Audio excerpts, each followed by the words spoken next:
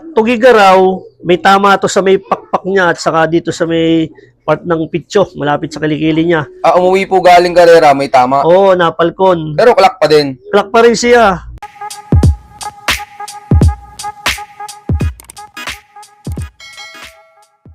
Ito nga pala si Bangis.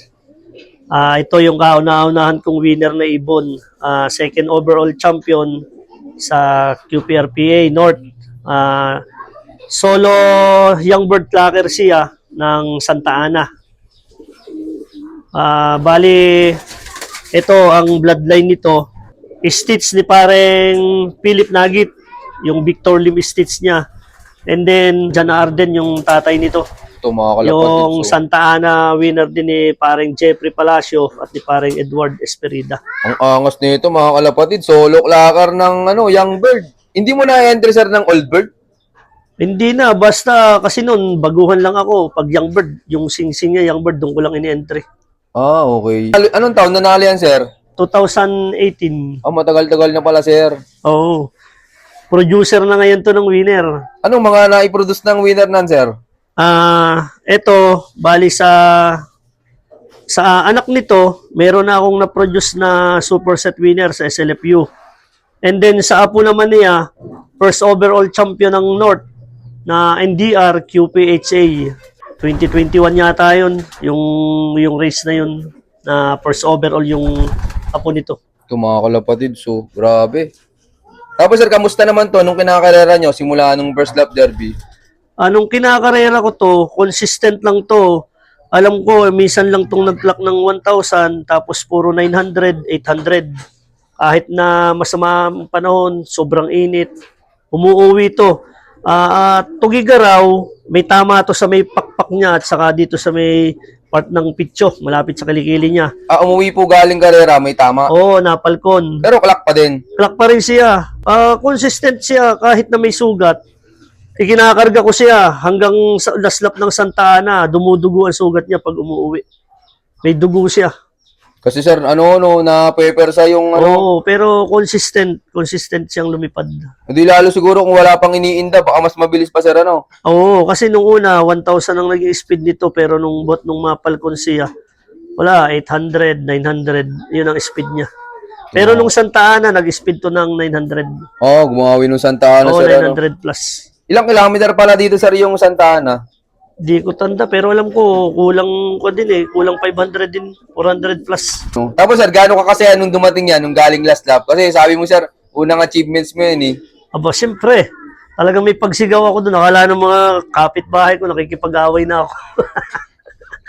Sobrang saya. Ito mga kalapatid, so. Itong ibon na to, ito talaga nagpakilala sa akin dito sa Quezon, si Bangis. Sa bagay kasi yan yung unang-unang mong panalo sir, Oo, ito talaga. Tapos simula nun, nagsunod-sunod na panalo mo sir? Simula nun, napatigil muna ako nun. Sumunod na, lagi naman ako nagiging contender. Tapos nagpalaro kasi ako dito sa amin sa Olmauban. Nagkuhan ako ng club, nagpalaro ako, hindi ko nagasinong natutukan ng ibon. Kaya ang ginawa ko, tinigil ko na yung pagpapalaro. Naglaro na lang uli ako, tumutok ako. Ayun, magandang resulta. Sunod-sunod na nag-winner na ako. Ayos, tingnan nyo ito mga kalapatid. So, si Bangis, winner na, tapos producer pa ng mga winner. Kaya pala, Bangis na ipangalan mo, sir. Oo, kahit may sugat kasi, talagang umuwi. Pinabilib ko pala, sir, nung ibon na yun, Oo. Sir, baka may magtanong na viewers natin, mag-out ka ba ng mga magiging anak nun? Nag-out naman ako, depende siguro sa magandang approach kasi hindi naman porke gustong kumuha, pinagbibigyan ko.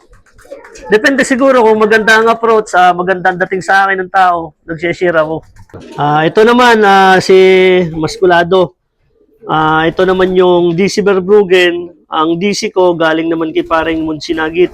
Ang Verbruggen, 0751 Bunag Line. Ito mga kalapatid, so. Sir, ba't naman Maskulado na ipangalan? Ang gandang ibon, mga kalapatid, so. Kasi bulto ang katawan nito. Oo nga, kalata pa lang sa ipo. Kumbaga sa nag-gym, parang bodybuilder to. Yung balikat pa lang, sir. Pakita nyo yung balikat ng ibon. Ayan laki. Saan nyo kinarera yan, sir? Hindi ko to kinarera. Bali, tinraining ko lang to hanggang San Andres lang.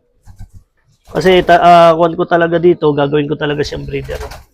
Ganun ka dito, sir, kapag may gagamitin kang materyales, sinusubo muna sa kahit sa training lang. Oo, training lang. Kasi ito naman kasi, mga nandito sa akin na linyada na hawak ko, mga proven na to. Bago nila ibigay sa akin, kasi yung mga kumpare ko, payabangan yan eh. Lalo na yung tropa sa Manila, sina paring Philip, paring Joseph Gamboa, paring Sammy, payabangan yan. Pag binigyan ako ng mahinang klase, gawin ko daw yaya. Kaya binibigyan niya sa akin mga alas. Yung mga yan. Ito mga kalapods, yung gandang ibon naman eh. Tapos sir, kamusta naman to sa breeding? Kamusta yung unang subok mo dyan? Unang breed ko dito, first overall champion, solo complete locker, young bird, old bird category, North. Ang angas mga kalapods, oh. Ang naglipad, tropa. Tropa Lukban.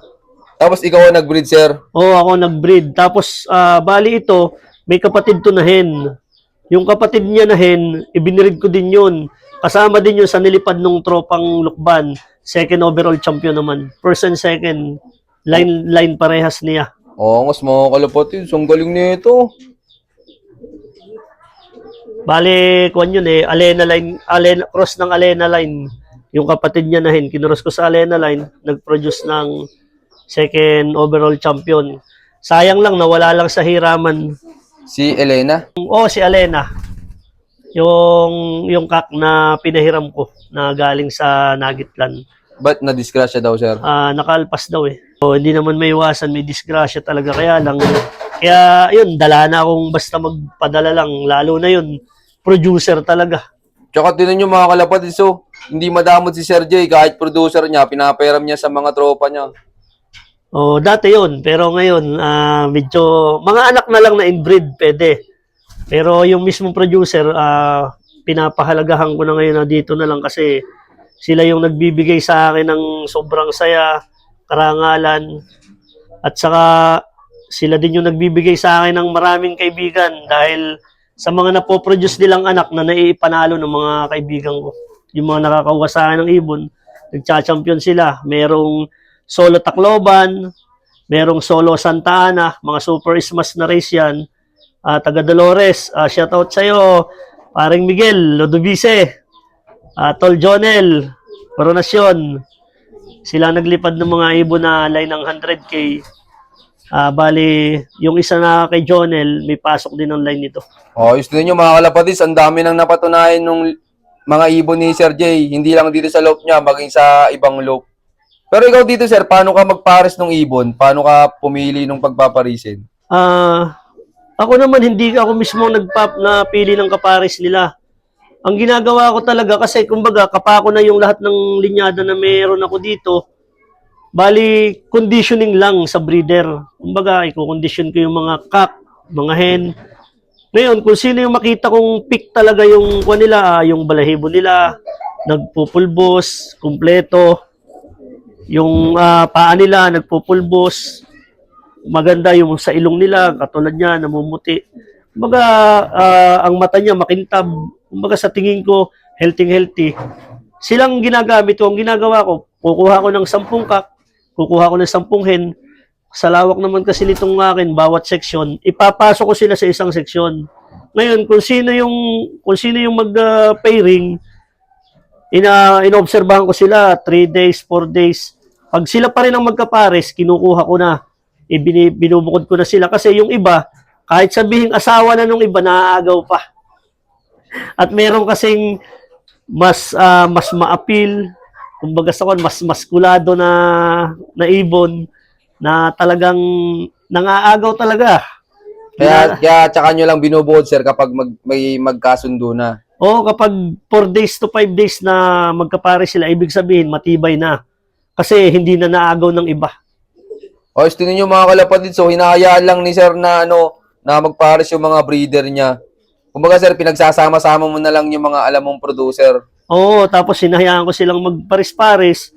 Kapag 4 days to 5 days na, nakita ko na simula umpisa, nakita ko sila magkapares na talaga. Kinukuha ko na yan. Ngayon, kukuha ko ng, halimbawa, bumawas ako ng 2 pair, kukuha uli ako ng 2 cock, 2 hen, isasama ko uli na yung good condition. Titingnan ko uli kasi yung bagong pasok, meron ka makikitang datihan ng magkapare sa loob. Pagdating ng bagong pasok, naaagaw pa yung asawa. Kumbaga, kailangan sir, 4 to 5 days na magkasundo yung ibon bago mo kunin. Oo, yung alay. talagang hindi, siyempre kasi nandiyan dyan, sa dami ng barako, kung saan matapat yan, para din namang tayo yan sa tao Yung mga barako, pag napadikit ka sa kwan, nagiging ko ng ating ego. Yan, maraming salamat sir. Yon, shoutout sa inyo lahat mga kalapatids. Maraming salamat sa solid yung suporta. At syempre, bago ulit matapos tong video to, meron ulit tayong pa-shoutout. Shoutout kay Breakaway Lope. Yan, lupit ng name. At shoutout din kay Boss Nico Martiso. At kay Sir Raymond Pana from Albay. At shoutout din kay Sir William Toribio ng Kuwait. At shoutout sa kanyang mga tropa kay Sir Berhel Meneses, kay Iging De La Cruz, ayan, malupit sa Valenzuela yan, mga kalapatids. At kay Sir Rogelio Graspilla ng Bulacan. At syempre kay Glenford Anyonyebo. Yun, maraming salamat sa solid yung supportang lahat mga kalapatids. Sa mga gusto palang magpa-shoutout dyan, mag-comment lang kayo dyan sa baba. At syempre, may i-share na rin yung napanood yung video at abangan nyo yung part 3 mga kalapatids. So yun na, keep watching and God bless you all.